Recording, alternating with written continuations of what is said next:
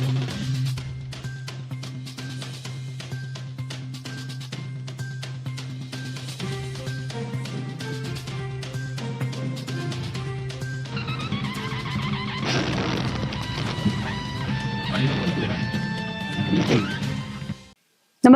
आपण पाहता Hirkani news. Hirkani news प्रत्येक क्षण ताज्या घडामोडी आणि महत्त्वाच्या प्रत्येक बातमीसाठी नेहमी तत्पर. पूर नियंत्रण प्रकल्पावरून महासभेत गदारोळ, काँग्रेसने राजदंड पळवला. महासभा गुंडाळण्याची महापौरांवर नामुष्की. नियंत्रण प्रकल्पाचा 592 कोटीचा डीपीआर तयार करताना प्रशासनाने लोकप्रतिनिधींना विश्वासात घेतलं नसल्याने सत्ताधारी व विरोधी पक्षाच्या नगरसेवकांनी प्रशासनाला धारेवर धरलं.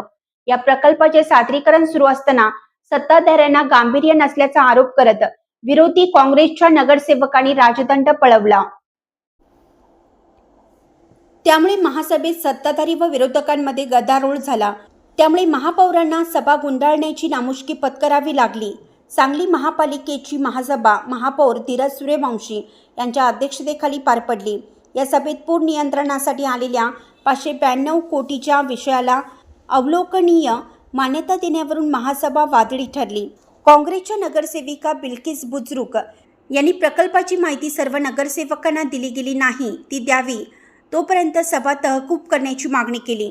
काँग्रेसच्या नगरसेवकांनी याबाबत महापौरांना निवेदनही दिलं.